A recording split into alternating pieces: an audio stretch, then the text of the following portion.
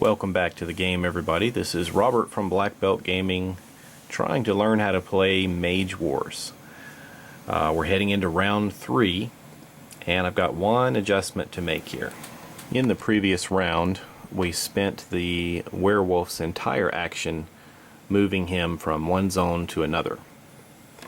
And I wondered if it was possible to move more than one zone, and it looks like here.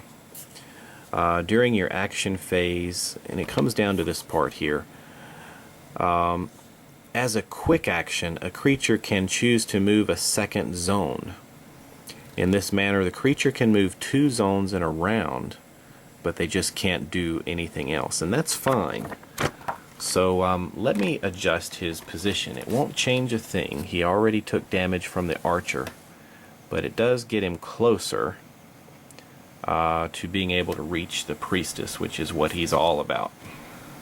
Alright, the Warlock has the initiative, round 3 here, and it is quick cast time, so he can do a quick cast spell if he wants to right away, and I think he will. We'll turn that over, and we're going to cast Vampirism. It's going to cost us 2 right now. Our Warlock has 10 mana, so that's going to take him down to 8.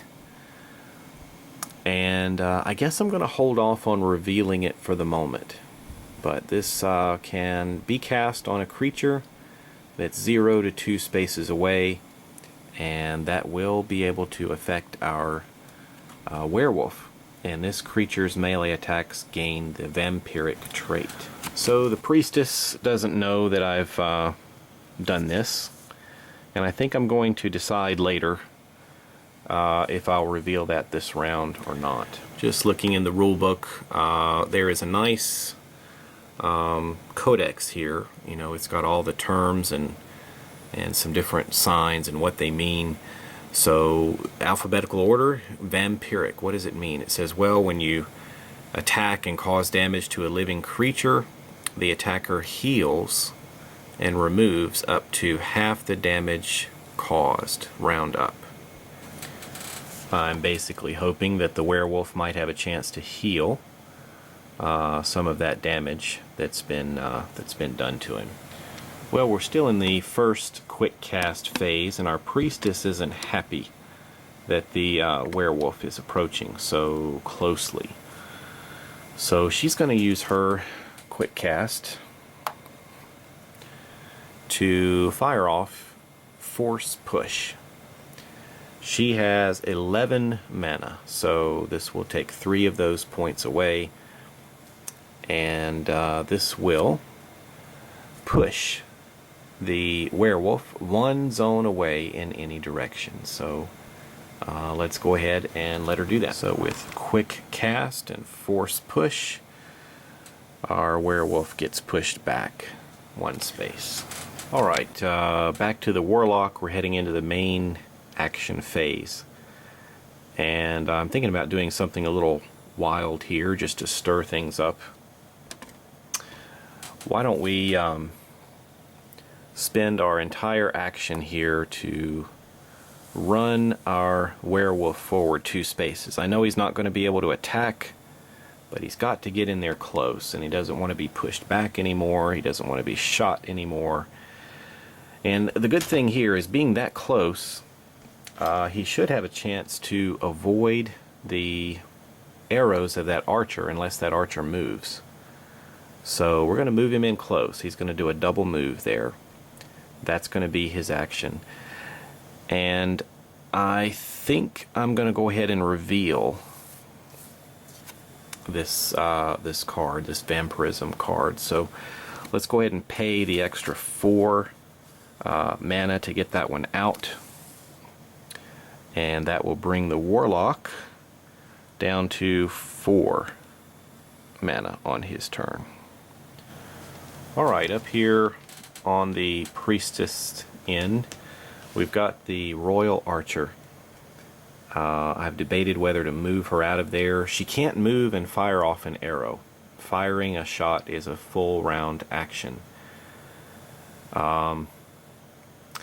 I think first I'm going to let her take a quick action and that's going to be to attack. So let me zoom in just a little bit. It's attacking with a knife, and that's going to roll 2 dice. Alright, so this is really not that great, but the werewolf spent all of his action moving, so let's just let her see what she can do. The werewolf has 3 armor, so well, you know, 2 points of damage get through regardless, so that's going to put 4 points of damage on the werewolf. Alright, the warlock is low on his mana supply. I don't have enough to cast his next spell. So what am I going to have him do? I think since we've got the werewolf in there close, why don't we start moving the warlock closer? I mean, he's probably going to want to start mixing things up here if he can move in close. Why don't we we'll let him move twice and finish there.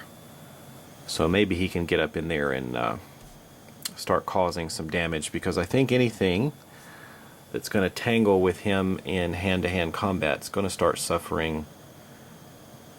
I guess that's 1 point of critical damage every time he's attacked, so it might be good for him to get up close and personal. Alright, I'm just a little curious to see how this will work. Heading back over to the Priestess, her cleric is going to spend his action just setting up a guard. And supposedly this will stay on him until he is ready to take an action again the next round. So I think even though his action marker will flip back over at the beginning of the round, that guard will stay there until he's ready to act again. So it should draw the attacks from anyone else that moves into that zone. At least I think that's how it works.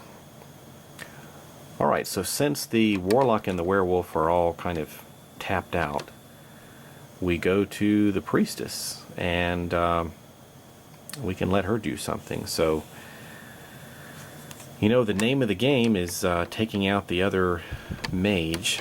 Why don't we let her take her action here and ignore the werewolf, since maybe the cleric can keep it busy. And this is not the best spell, but it's something. Pillar of Light, it's going to cost 5 mana, and she can use it at a range from her own zone to 2 zones away. And it's basically just a ranged attack. So let's let her do this. And like I said, it costs 5. So she's at 8. That'll take her down to 3. And then we're going to be rolling 2 dice plus a d12 with some possible daze and stun results. This is extra powerful against non-living creatures. But let's see what happens. 2 dice plus the effect die, the d12. Alright.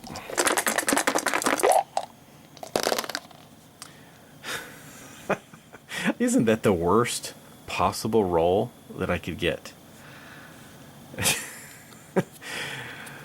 Well, the Pillar of Light fails to have any effect whatsoever against our opposing Warlock.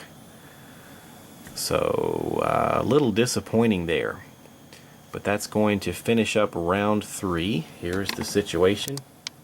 We're all kind of getting packed up over on this side, with the Priestess trying to play defense and the Warlock trying to move in on the offense. So, thanks for joining me, everybody. We'll pick it up with round 4 next.